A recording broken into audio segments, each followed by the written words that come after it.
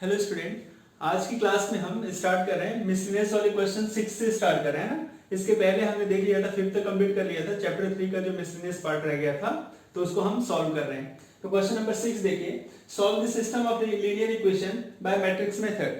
अभी linear equation है, linear equation 2 variable है, तो आपको मैट्रिक्स मेथड से सॉल्व करना है। बाकी आपको आता तो है ही एलिमिनेशन सब्स्टिट्यूशन मेथड, लेकिन हमें सॉल्व करना है किससे से? मैट्रिक्स मेथड से। तो समझते जाइए सॉल्यूशन से कैसे हम लिखेंगे सॉल्यूशन। अब यहाँ पे गिवन है दोनों इक्वेशन, गिवन दैट दोनों इक्वेशन में लिख देता हूँ यहाँ पे 2x minus one equal to minus two, ये first equation, and 3x plus 4y equal to 3, ये इक्वेशन फर्स्ट है आपकी और ये सेकेंड। अब this system of equation can be written in form of this equation can be written in form of x equal to b, है ना। Matrix में इसको इस फॉर्म में लिखेंगे, a ये capital X equal to b, this imply x is equal to a inverse b। अब यहाँ पे सभी चीजें हमें समझनी है ना, मुझे इसको सॉल्व करना है, इसे सॉल्व करना है। अब a क्या होता है, x क्या है और b क्या है, ठीक। तो a क्या होता है, a is a matrix of coefficient of variables, है ना। वेरिएबल के कोएफिशिएंट की मैट्रिक्स है 2, 3, -1 एंड 4। सबको समझ में आ गया? वेरिएबल जो है उसके कोएफिशिएंट की मैट्रिक्स a होती है, जो x होता है वेरिएबल की कॉलम मैट्रिक्स होती है, ठीक। तो कितने वेरिएबल यूज हो रहे हैं? दो वेरिएबल यहाँ पे हैं, x और y, 2 वेरिएबल्स हैं तो x y हो गया। अब नेक्स्ट जो बचा आपका b वाली मैट्रिक्स, तो b भी एक कॉलम मैट्रिक्स है कांस्टेंट की, यानी कांस्टेंट टर्म जो है, तो -2 एंड 3। अब जो हमने a फाइंड कर लिया, x निकाल लिया, कैपिटल X फाइंड कर लिया, एंड b तीनों हमने कैलकुलेट कर लिया, मैट्रिक्स से फॉर्म में लिख लिया। अब इसे मुझे अप्लाई करना है यहाँ पे, ठीक है। Capital X is equal to A inverse B, ठीक। तो पहले हम A इनवर्स फाइंड कर लेते हैं। तो A इनवर्स की दो मेथड होती है, एक तो एडजॉइंट वाली होती है और एक एलिमेंट्री वाली। तो एडजॉइंट हमने अभी सीखी नहीं, एडजॉइंट वाली मेथड सीखी नहीं है, तो हम एलिमेंट्री से सॉल्व करते हैं। पहले हम फाइंड कर लेते हैं A inverse by elementary method. A inverse by elementary transformation method, ठीक। तो वी नो दैट क्या होता है, a is equal to I A suppose कर लेते हैं, है ना। Since a is equal to I A, तो a क्या हो जाएगा, a की वैल्यू क्या हो जाएगी, ये आपकी a मैट्रिक्स है, तो ये हो गया आपका 2, -1, 3 एंड 4। i क्या हम कंसीडर कर लेते हैं, आइडेंटिटी मैट्रिक्स 1 0 0 1, और a क्या होगा आपका, ये एज इट इज चलेगा, है ना। हम a इनवर्स फाइंड कर रहे हैं एलिमेंट्री मेथड से, तो हम सपोज क्या करते हैं, a is equal to I ए, और इस a को हम i में कन्वर्ट करते हैं, ये i जो है a इनवर्स बन जाएगा और बाकी a तो एज इट इज रहेगा, ठीक। तो ऑपरेशन लगता है, तो ऑपरेशन सबको पता है कैसे लगाते हैं, ठीक। अब क्या करते हैं, इसको i में कन्वर्ट करने के लिए हम जैसा ऑपरेशन LHS में लगाएंगे वही सेम ऑपरेशन हमारा RHS में लगेगा। तो LHS में अब यहाँ पे 1 चाहिए, अब ये 3 है, ये 1 है, इसे 2 है, तो इसे 1 करने के लिए क्या करना पड़ेगा, R1 पे हमने ऑपरेशन लगाया, क्या, R1 डिवाइडेड बाय 2, ठीक है। R1 को हम 2 से डिवाइड करते हैं, तो क्या होगा ऑपरेशन डिवाइड करने के बाद, ये हो जाएगा आपका 1, ये -1/2 हो जाएगा, ये -1/2, ये 3 और ये 4। यहाँ पे R1 में देखिए, ये 1/2 0 0 1 और ये a। जैसा ऑपरेशन LHS वैसा ही सेम ऑपरेशन हमारा RHS। अब ये 1 हो गया, अब इस 1 की हेल्प से हम उसके नीचे के एलिमेंट को 0 बनाते हैं, तो फिर नेक्स्ट ऑपरेशन हमारा लग जाएगा R2 चेंज, क्या लिखें, R2 -3 टाइम्स ऑफ R1, इसमें 3 का मल्टीप्लाई करना और इस R2 में से माइनस करना है। तो करते हैं फिर,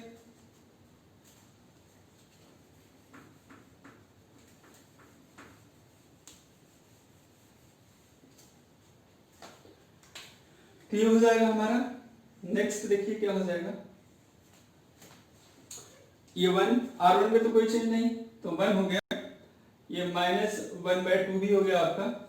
अब यहाँ पे क्या हो जाएगा, ये 0 हो जाएगा। अब इसमें हम किसका मल्टीप्लाई कर रहे हैं, 3 का, है ना। R1 में 3 का मल्टीप्लाई, तो 3 का मल्टीप्लाई करेंगे तो क्या हो जाएगा, -3/2, और 4 में से माइनस करें तो 4 -3/2, तो ये प्लस हो जाएगा भाई, तो कितना हो जाएगा 4 + 3/2, तो 8 और 11/2, तो ये हो जाएगा हमारा 11/2।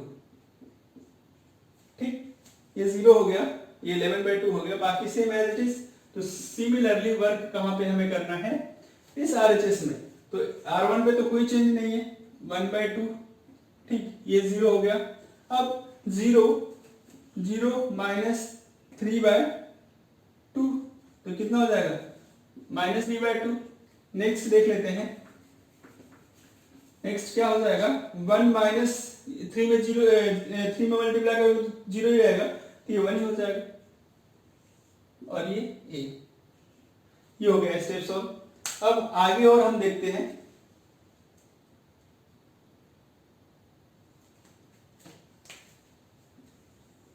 इसके बाद मैं इधर ही सॉल्व कर रहा हूं क्योंकि उसका यूज करना है फिर से हमें। ठीक, तो आगे और समझते हैं इसके नेक्स्ट स्टेप।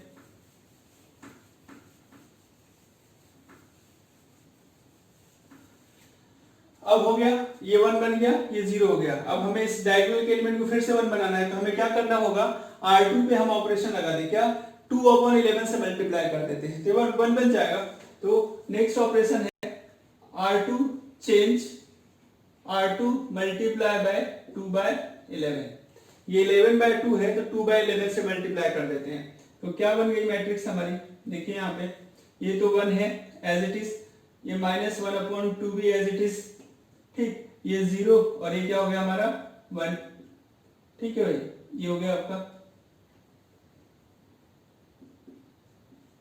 अब RHS में R2 में क्या करना है, 2/11 का मल्टीप्लाई करना है, यानी R1 में तो कुछ नहीं करना, 1/2, 0, 2/11, तो कितना हो जाएगा, ये -6/22, तो 2 से 2 कैंसिल, यानी -3/11 रहेगा, 2 से 2 क्या हो जाएगा कैंसिल, और ये -3/11, इसका मल्टीप्लाई इधर करेंगे तो कितना हो जाएगा आपका 2/11, और ये a। अब आगे नेक्स्ट स्टेप और देख लेते हैं, अगली स्टेप।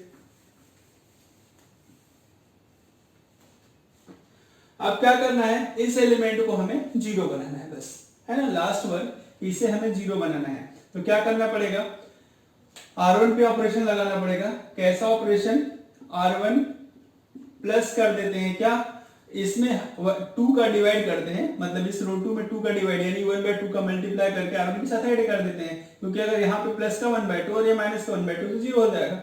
ठीक, तो R2 इंटू 1/2 का इसमें मल्टीप्लाई करना है और इसमें ऐड कर देना है। ठीक, तो ये देखिए क्या हो जाएगा, ये तो 0 1 है, कोई गया 1,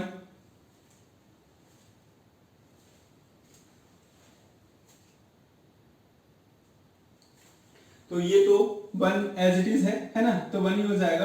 अब ये जो ऑपरेशन हम लगाएंगे तो यहाँ पे क्या बन जाएगा हमारा 0, ये भी 0 है और ये 1, ये तो हमें आई में बनाना ही था, तो आई हो गया। अब जो काम हमें यहाँ करना है तो ध्यान देना है, RHS में तो हमें इसी पे फोकस करना रहता है। ठीक, अब R1 प्लस 1/2 R2, तो R2 में 1/2 का पहले मल्टीप्लाई करो, तो इसमें 1/2 का मल्टीप्लाई करेंगे तो कितना हो जाएगा, देखिए 3/22 माइनस का। ठीक, इसको ऐड करना है 1/2 से, तो एलसीएम लेते हैं, तो एलसीएम कितना 22 लिया, तो यहाँ पे क्या हो गया -3, और ये कितना आ जाएगा 11 2 से आता है, ये 11 कितना 3 8 11 -3, तो कितना हो जाएगा 8/22, यानी कितना 4/22।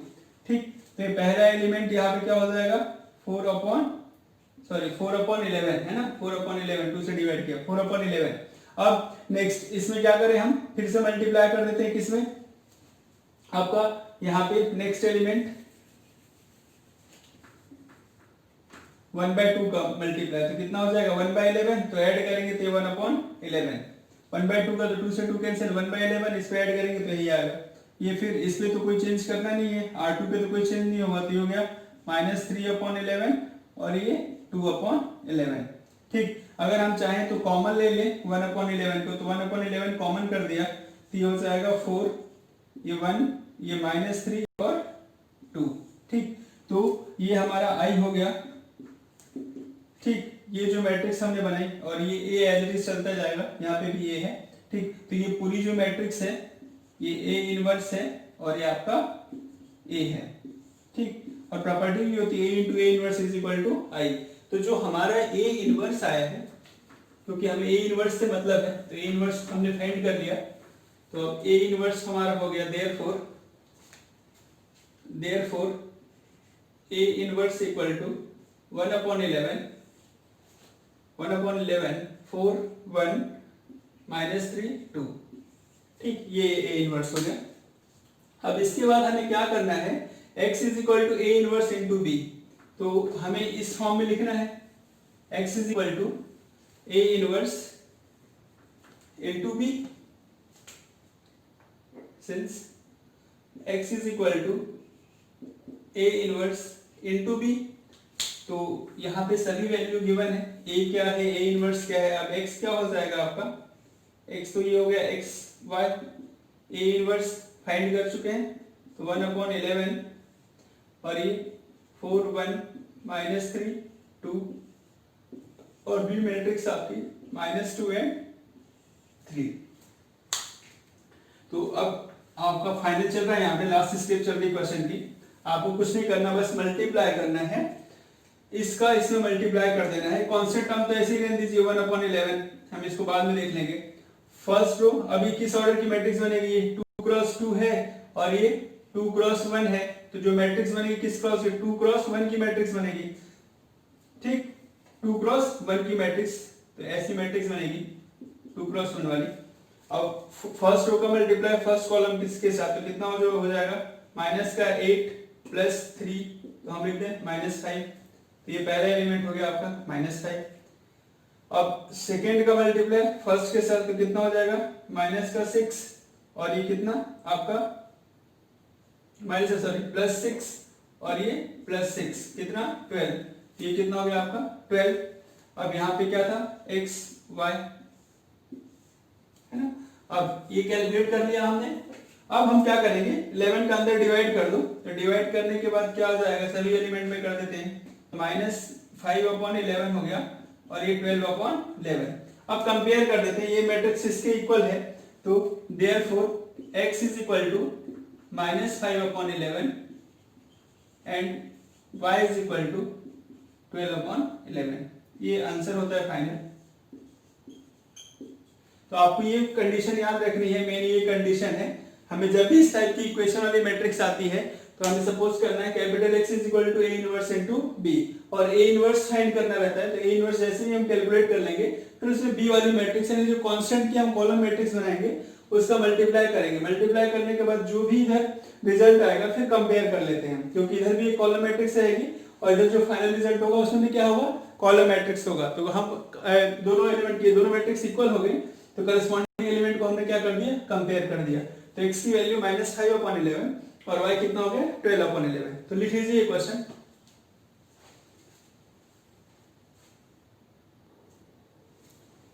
क्वेश्चन नंबर हम 7 देखते हैं ना। क्वेश्चन नंबर 7 देखिए क्या है, for what value of x this multiply by this multiply by this equal to 0। यानी 0 क्या होता है, नल मैट्रिक्स होता है। ठीक, तो इधर जिस साइज की मैट्रिक्स इधर बनेगी, जिस ऑर्डर की मैट्रिक्स बनेगी उस ऑर्डर की नल मैट्रिक्स हम इधर मान लेंगे और कंपेयर कर देंगे। तो समझते हैं क्या है।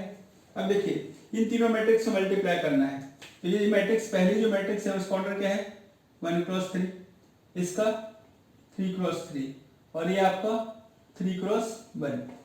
ठीक, अब करना क्या है, पहले इन दोनों को मल्टीप्लाई करें। तो इन्हें मल्टीप्लाई करेंगे तो 1x3 3x3, तो किस ऑर्डर की मैट्रिक्स बनेगी, 1x3 की मैट्रिक्स बनेगी, 1x3 की। तो मल्टीप्लाई करते हैं इसे, सॉल्यूशन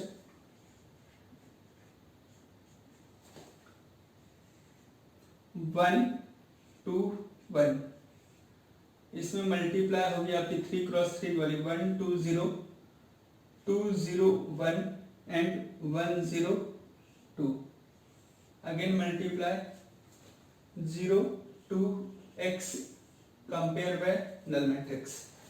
ठीक, तो नेक्स्ट स्टेप जो होगी, फर्स्ट रो फर्स्ट कॉलम के साथ मल्टीप्लाई होगा, तो कॉमन सी चीज भाई 1 क्रॉस 3 और 3 क्रॉस 3, तो जो मैट्रिक्स बनाएंगे वो 1 क्रॉस 3 की ही बनेगी। ठीक, यानी ये मान लीजिए 1 क्रॉस 3 की मैट्रिक्स बनेगी एक कॉलम वाली। तो पहला रो पहले कॉलम से, तो ये 1, ये 4 और ये 1, तो 4 1 5 प्लस 1 6, टोटल 6। और फर्स्ट रो सेकेंड कॉलम से, तो कितना 2, बाकी ये तो 0 ही है, तो हो गया 2। अब इसका मल्टीप्लाई इधर होगा, तो पहला एलिमेंट 0, ये 2 और 2 कितना 4। ठीक, अब नेक्स्ट देख लेते हैं क्या, 0 2 x इक्वल टू 0, इसका ऑर्डर क्या 3 क्रॉस 1। तो किस ऑर्डर की मैट्रिक्स बनी है हमारे, जो भी मैट्रिक्स बनेगी उसमें केवल एक ही एलिमेंट होगा, है ना, ये 1 क्रॉस 1 वाली इस ऑर्डर की मैट्रिक्स बनेगी हमारे। तो रो का कॉलम के साथ मल्टीप्लाई, तो ये कितना हो गया 0, ये कितना हो गया 2 2 4 और ये 4x, तो कितना 4 प्लस 4x, ये एक एलिमेंट है बस, किसके इक्वल 0, यानी ये भी हम जो ऑर्डर की इधर मैट्रिक्स है उसी ऑर्डर का हम नल मैट्रिक्स मान लेंगे यहाँ पे। ठीक, 1 क्रॉस 1। ठीक, अब कंपेयर कर देते हैं, 4 plus 4x equal to 0। Now 4 plus 4x equal to 0, तो this imply x is equal to -1। ठीक, ये आपका आंसर है, x की वैल्यू है, तो नोट डाउन कर लीजिए, छोटा सा क्वेश्चन था, बहुत इजी क्वेश्चन है। चलिए क्वेश्चन नंबर 8 देखते हैं, ना, इसी टाइप का क्वेश्चन हम ऑलरेडी कर चुके हैं। इस टाइप का question, if a is equal to this matrix 2 cross 2 की मैट्रिक्स है, so that a square minus 5a plus 7a equal to 0, है ना, आपको 0 एलिमेंट मैट्रिक्स प्रूव करके बताना है। तो सॉल्यूशन, सबसे पहले हम a स्क्वायर फाइंड कर लेते हैं। ठीक, a गिवन है, तो ये given that a equal to 3 1 -1 2। Now a square, तो a square is equal to a into a, तो ये हो गया आपका a 3 1 -1 2 एंड 3 1 -1 2। तो now a square equal to, simple सा मल्टीप्लिकेशन है, 3 3 9 9 -1 8 हो गया ये। ठीक, ये कितना हो जाएगा 3 प्लस 2 5 हो गया यहाँ पे। अब यहाँ पे -3 -2, तो -5 हो जाएगा आपका। ठीक है, अब नेक्स्ट क्या हो जाएगा, ये -1 और ये 4, -1 प्लस 4 दैट इज 3। ठीक है, तो हो गया a स्क्वायर। अब now we have to calculate a square -5a plus 7i। a square तो आपको दिख ही रहा है, 8 5 -5 3, -5 टाइम्स ऑफ a, तो a कितना आपका 3 1 -1 2 एंड 7 टाइम्स ऑफ i 1 0 0 1। तो सबको कैलकुलेट कर लेते हैं यहाँ पे। तो कैलकुलेशन देखिए क्या आ रही है, कैलकुलेट करिए जब तक आप, ये हो जाएगी इसकी कैलकुलेशन। ये a तो as it is 8 5 -5 and 3 minus कितना हो जाएगा 15 5 -5 एंड 10 प्लस 7 0 0 7। अब कैलकुलेशन देखें, 8 7 15 15 -15 क्या हो जाएगा 0, पहला एलिमेंट। 5 प्लस 0 5 5 -5 0, पहले प्लस वाला फिर माइनस कर रहे हैं ना, -5 ये 0, तो -5 ही हो गया, और माइनस माइनस प्लस 5 यानी 0। 3 प्लस 7 कितना हो गया 10 10 माइनस 10 0। ठीक, तो रिजल्ट क्या आ गया फाइनल, तो therefore a square -5a plus 7i equal to 0। ठीक, हेंस प्रूव्ड। तो लिख लीजिए ये क्वेश्चन, इस टाइप क्वेश्चन हम कर भी चुके हैं, तो इसलिए इजी क्वेश्चन है, ये बहुत सिंपल क्वेश्चन था, 2+2 की मैट्रिक्स थी, तो नोट डाउन करिए इसे।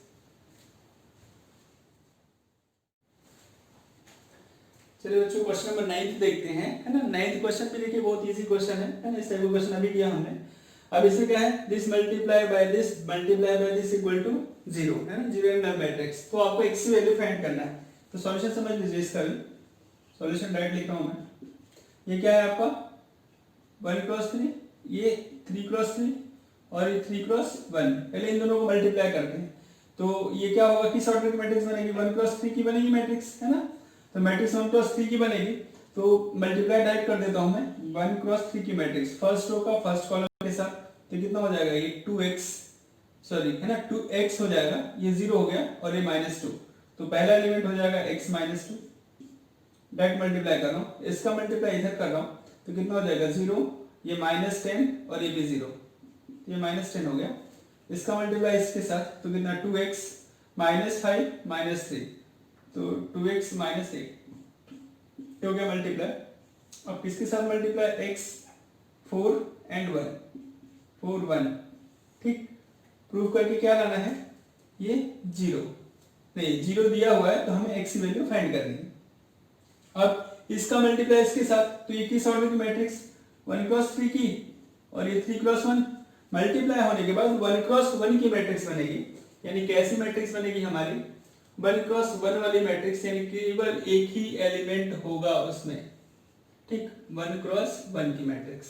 तो देखते हैं इसका मल्टीप्लाई इसके साथ, तो फर्स्ट से मल्टीप्लाई, सेकंड से मल्टीप्लाई, थर्ड से मल्टीप्लाई, थोड़ा सा इसको लेंथ बढ़ा लेते हैं, ठीक। तो x multiply by x multiply x -2 फिर प्लस साइन, ठीक। 10 मल्टीप्लाई बाय 40 यानी कितना 4, तो -40 हो जाएगा। 10 मल्टीप्लाई बाय 4 यानी -10 है तो ये माइनस कितना हो जाएगा 40। 2x multiply by 1, 2x -8 multiply by 1 तो ये प्लस 2x -8, ये पूरा एक ही एलिमेंट है, इक्वल टू 0, तो 0 यानी वही 1 एलिमेंट वाली नल मैट्रिक्स। अब कैलकुलेशन कैसी हो जाएगी इसकी, ये हो गया x square -2x -40 plus 2x -8 equal to 0। इससे ये कैंसिल, ये हो गया x स्क्वायर -48 इक्वल टू 0। ये भी आपकी 1 क्रॉस 1 की, ये भी आपकी 1 क्रॉस 1 की, तो कंपेयर कर देते हैं। Therefore x square -48 equal to 0, this imply x square is equal to 48, ठीक। तो x is equal to plus minus 4√3, ये आपका सॉल्यूशन लिख लीजिए भाई, ये आंसर है आपका, है ना। ये 16 3 है ना, तो 16 का बाहर रूट से बाहर निकालोगे तो 4 हो जाएगा, तो प्लस माइनस 4√3 नोट डाउन करिए।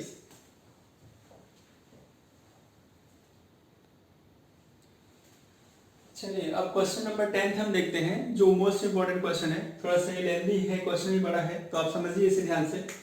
इस टाइप का भी क्वेश्चन हमने ऑलरेडी कर लिया है मल्टीप्लिकेशन में, मैट्रिक्स मल्टीप्लिकेशन की जो एप्लीकेशन थी, तो वही सेम ये भी क्वेश्चन है, वही सेम क्वेश्चन है, ठीक है। A manufacturer produces 3 products XYZ which sells to market. Annual sales are indicated below, है ना।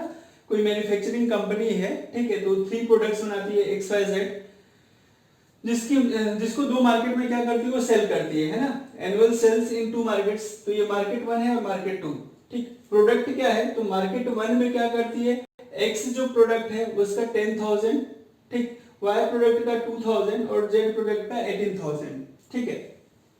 इतने यूनिट फर्स्ट मार्केट में इन्वेस्ट करती है, और सेकेंड मार्केट में 6,000, 20,000 और 8,000, ये X, Y एंड Z का इतना इन्वेस्ट करती है, ठीक। अब आगे देखते हैं। If unit sale price of XY and Z are respectively 2.50, 1.50 and 1.00, ठीक, respectively find the revenue in each market with the help of matrix algebra. अब वो बोल क्या रहा है कि यूनिट सेलिंग प्राइस XYZ की यूनिट यानी पर यूनिट की सेलिंग प्राइस कितनी है, X की 2.50, 1.50, Y की, और Z की कितनी 1.00 यानी 1 रुपीस पर यूनिट की। तो फर्स्ट मार्केट में 10,000, सेकेंड मार्केट में 2,000 और ये 18,000, तो ये करस्पॉन्डिंग मल्टीप्लाई होते जाएंगे, है ना, मल्टीप्लिकेशन का क्वेश्चन है। तो ये तो क्या है आपका सेल्स का है दिया हुआ है कि इस रेट से वो सेल कर रहे हैं। और ये सेकेंड वाली condition, if the unit cost of above 3 commodities are rupees 2.00, 1.00 and 50 paise respectively, find the gross profit. यानी इस रेट से वो क्या करते हैं, सेल करते हैं, ठीक। और ये उसकी मैन्युफैक्चरिंग है, ये जो रेट है मैन्युफैक्चरिंग दिया हुआ है। तो वो बोला कि ग्रॉस प्रॉफिट कितना होगा। मान लो वो मैन्युफैक्चरिंग में 2 रुपीज का कोई एक कमोडिटी बनता है आपका, तो सेल कितने में कर रहे हैं, 2.50 में। ये 1 रुपीज वाला 1.50 और 50 पैसे वाला 1 रुपीज में, है ना। ये पर यूनिट का चार्ज है, ठीक। तो आपको बताना है कि ग्रॉस प्रॉफिट क्या होगा, मार्केट 1 से ग्रॉस प्रॉफिट क्या मिलेगा उन्हें, और मार्केट 2 से ग्रॉस प्रॉफिट क्या होगा। तो थोड़ा सा स्टेप वाइज इस क्वेश्चन को सॉल्व करना पड़ेगा। तो क्वेश्चन समझ लीजिए, है ना, और इसे नोट डाउन भी कर लें। मैं इसे रफ करके आगे से सॉल्व करता हूं। अब समझिए सॉल्यूशन, ठीक है। तो ये मैंने लिख दिया था यहाँ पे मार्केट 1 और 2, ये प्रोडक्ट्स हैं इसके 10,000, 2,000 और 18। सेकेंड मार्केट में 6,000, 20,000 और 8,000, ठीक। ये दे रखा है सेलिंग का और ये इसके मैन्युफैक्चरिंग का। तो समझते जाते हैं सॉल्यूशन। अब ये the totals revenue in each market with help of matrix algebra. तो लिख रहा हूं मैं, फर्स्ट के लिए पहले सॉल्व कर रहा हूं, ए वाले के लिए। Here the total revenue in market, first market के लिए, है ना, फर्स्ट मार्केट के लिए कैलकुलेट कर रहे हैं टोटल रेवेन्यू, ठीक, with help of matrix algebra.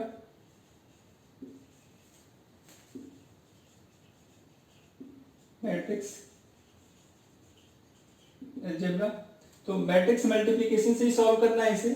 तो ये प्रोडक्ट XYZ हमारे हो गए। तो आप ध्यान रखिए कैसे ये रो का मल्टीप्लाई कॉलम से करते हैं। तो ये 10,000 पहला प्रोडक्ट है हमारा, दूसरा 2,000 प्रोडक्ट है और तीसरा 18,000। ये तीनों प्रोडक्ट हमने लिख दिया। इसका मल्टीप्लाई किस में होगा, इसकी कॉस्ट में, जिस रेट से वो सेल कर रहे हैं हम, 2.50, 1.50 एंड 1.00, ठीक। तो देखते हैं टोटल कॉस्ट कितनी निकलती है।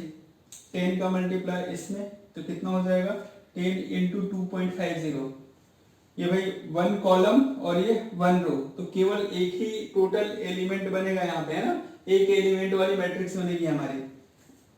तो 10,000 का मल्टीप्लाई 2.5 तो कितना हो जाएगा, 10,000 multiply by 2.5 plus 2,000 multiply by this 2,000 multiply by 1.50 plus 18,000 multiply by 1.00।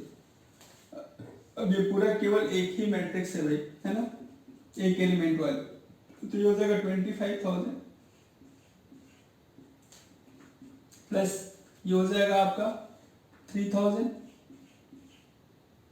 Plus ये कितना हो जाएगा, टोटल 18,000, 1 से ही मल्टीप्लाई हो रहा है।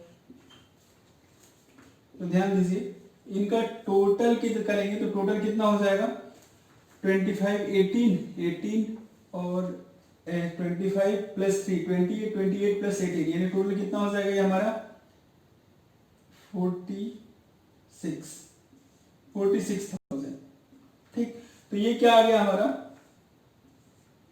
46,000 आ गया मैन्युफैक्चरिंग, मतलब इसका सेलिंग वाला, किसका, फर्स्ट मार्केट का। तो फर्स्ट मार्केट का कितना हो गया 46,000, तो ₹46 लिख देते हैं इसको, ठीक, ₹46,000। अब हम क्या करते हैं, सिमिलरली हम कैलकुलेट कर लेते हैं किसके लिए, सेकेंड के लिए। तो ये यहाँ पे here the total revenue in market 2 first में इसके आगे भी है ना। अभी तो हमने कैलकुलेट कर लिया मैंने 46,000, क्या लिख देता हूं कितना आया है 46,000 रेवेन्यू प्राइस, ठीक। अब सेकेंड मार्केट के लिए तो क्या चेंज हो जाएगा, ये हमारा 6,000 हो जाएगा, 6000, ये हो जाएगा 20,000, एक और जीरो बढ़ा देता हूँ, और ये हो जाएगा 8000। फिर अगेन मल्टीप्लाई करते हैं हम, मैट्रिक्स मल्टीप्लिकेशन से सॉल्व करना है अभी से भी, और कैलकुलेट करना है।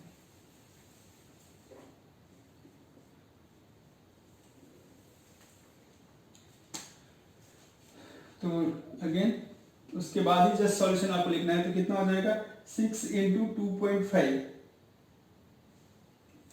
6 2 जा 12, 12 प्लस 3 यानी 15। डायरेक्ट मल्टीप्लाई कर देता हूँ भाई, ये आ जाएगा 15,000, और प्लस भी कर देंगे इसको, ठीक है। ये 20 इंटू 1.5 तो कितना हो जाएगा 20, और 20 प्लस 10 यानी कितना 30,000।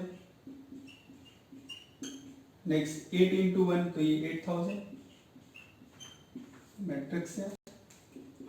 अब इसको टोटल कर लोगे आप तो कितना हो जाएगा आपका 8 15, ये कितना हो जाएगा 23 यानी 53,000, ये आपका 53,000। तो ये क्या हो गया सेकेंड मार्केट के लिए। तो ये भाई मार्केट फर्स्ट के लिए था, और ये मार्केट सेकेंड के लिए जो रेवेन्यू प्राइस इसकी आ रही है 53,000, ठीक। ये हो गया आपका ₹53,000, ठीक। तो दोनों का हो गया, एक का 53,000 और एक का कितना आया था फर्स्ट मार्केट का 46,000। अब देख लेते हैं कि पर यूनिट जो कॉस्ट है इसकी वो क्या लगती है। तो पर यूनिट का कैलकुलेट कर लेते हैं, उसके बाद हम क्या निकालेंगे इसकी ग्रॉस प्रॉफिट जो बोल रहा है, gross profit of market first and gross profit of market second. तो यहाँ पे तक नोट डाउन करिएगा। चलिए, तो अब ये तो हमने कैलकुलेट कर लिया है ना, मार्केट 1 का ये रहा और मार्केट 2 का ये रहा रेवेन्यू, ठीक। अब टोटल कॉस्ट, आपको टोटल कॉस्ट कैलकुलेट करनी है all 3 products in market 1 and market 2। तो बी वाला सॉल्व करते हैं, ठीक। तो बी वाले के लिए solution, the total cost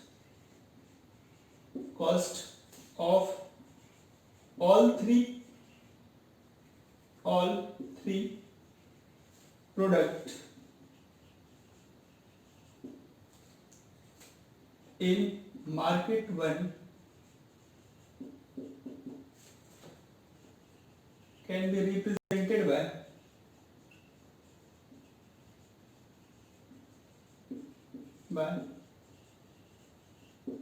matrix method, matrix algebra. कैसे हम रिप्रेजेंट करेंगे, ठीक है। तो ये तो हमने सेलिंग वाला कैलकुलेट कर लिया था, यानी उसका रेवेन्यू तो कैलकुलेट कर लिया था। अब उसका जो मैन्युफैक्चरिंग वाला वो देख लेते हैं। तो क्या हो जाएगा, मार्केट फर्स्ट के लिए कैलकुलेट कर रहे हैं, फिर हम सिमिलरली मार्केट 2 के लिए कर लेंगे। तो मार्केट फर्स्ट के लिए क्या है, प्रोडक्ट कितना है आपका, वही सेम प्रोसेस है, 10,000 फिर 2,000 और 18,000, और उसका कॉस्ट क्या दे रखा है, बी वाले में क्या कॉस्ट दिया हुआ है, 2 रुपीज 1 रुपीज एंड 50 पैसे। तो 2 रुपीज 1 रुपीज 50 पैसे। तो कैलकुलेट कर लीजिए, मल्टीप्लाई करना है आपको। तो इसका इधर मल्टीप्लाई होगा, इसका इधर मल्टीप्लाई होगा, इसका इधर मल्टीप्लाई हो जाएगा। तो 10 इंटू 2 डायरेक्ट कितना 20 प्लस 2 इंटू 1, ये तो 2 ही हो जाएगा, ठीक है। अगेन 18 इंटू 5 3 प्लस 9 हो जाएगा, 50 पैसा है तो हाफ हो जाएगा जस्ट। तो कितना हो जाएगा ये, कितना हो जाएगा 22 प्लस 9 यानी 31, ये 31 हो जाएगा, ये ₹31 आर लिख देता हूँ ₹31। तो ये भी अब इसका क्या आ रहा है, ये 31,000 मार्केट 1 का, ठीक। क्योंकि हमें ग्रॉस कैलकुलेट करना है, ग्रॉस प्रॉफिट कैलकुलेट करना है, तो सेलिंग में से इसे क्या करना पड़ेगा, माइनस करना पड़ेगा। अब तो ये हो गया मार्केट 1 के लिए। अब सिमिलरली आगे फिर हम किसके लिए लिखेंगे, मार्केट 2 के लिए। मैं यहाँ पे बस चेंज करके फिर से आगे इसके जस्ट नीचे लिखना है ना, यही सेम चीज लिखना है। Total cost of all 3 product in market 2 can be represented by matrix algebra. तो मार्केट 2 के लिए अब ये हम यूज कर रहे हैं नीचे वाला, ठीक। आप ऐसा मत करिएगा, आप गड़बड़ है ना, आपको जस्ट इसके नीचे लिखना है, नोट डाउन करना है, क्योंकि स्पेस की प्रॉब्लम इसलिए मैं ऐसा कर रहा हूँ। ये 6,000 बार बार थ्योरी लिखनी पड़ेगी मुझे। ये 20,000 और ये आपका 8,000, आपका ये चेंज हो गया यहाँ पे। तो क्या हो जाएगा ये 6 इंटू 2 ये 12 प्लस 20 इंटू 1 तो 20 as it is plus 8 into तो ये 4,000 हाफ हो जाएगा जस्ट। तो इसका हम टोटल करके देख लें तो कितना ये हो जाएगा आपका 12 20 तो कितना हो जाएगा 32 कितना 4 36 ये आपका हो गया 36,000। तो ये RS 36 किसके लिए मार्केट 2 के लिए। ये हो गया अब यहाँ पे 36,000 ठीक। अब दोनों हमने कैलकुलेट कर लिया। अब दोनों कैलकुलेट कर लिया तो अब ग्रॉस प्रॉफिट देख लेते हैं कि मार्केट 1 से कितना आ रहा है और ग्रॉस प्रॉफिट फ्रॉम मार्केट 2 से क्या है। तो इसके बाद की gross profit from market first तो कितना हो जाएगा 46,000,000 माइनस 31,000 तो कितना आ रहा है ये 151 यानी 15,000। ये भी आपका रुपीज में दिया हुआ है तो ये भी आपका रुपीज में। तो मार्केट फर्स्ट से आप उनको ग्रॉस प्रॉफिट कितना मिल रहा है 15,000 का एंड ग्रॉस प्रॉफिट फ्रॉम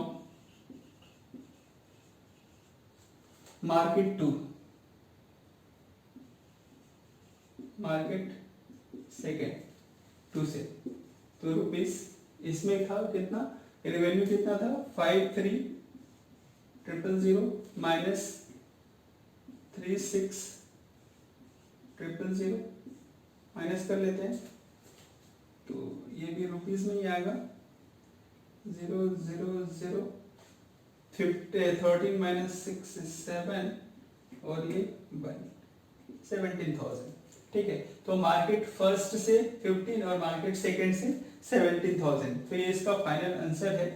तो एक एक से ध्यान से देख लीजिएगा। तो आपको पहले रेवेन्यू कैलकुलेट करना है फिर कॉस्ट कैलकुलेट करना है ठीक और फिर ग्रॉस जो प्रॉफिट की बात कर रहा है तो ग्रॉस प्रॉफिट तो रेवेन्यू में से जो कॉस्ट हमने कैलकुलेट करी है प्रोडक्ट की ठीक है मार्केट 1 और 2 की तो आपको माइनस करना है सेपरेट करके उसको ग्रॉस प्रॉफिट बताना है। तो नोट डाउन कर लीजिए। इस टाइप का क्वेश्चन ऑलरेडी हमने कर लिया है मैट्रिक्स मल्टीप्लिकेशन में ठीक। तो मैट्रिक्स मल्टीप्लिकेशन में ये भी था यही से मैट्रिक्स का मल्टीप्लाई कर रहे हैं मल्टीप्लाई करके वैल्यू निकाल रहे हैं। तो नोट डाउन करिए।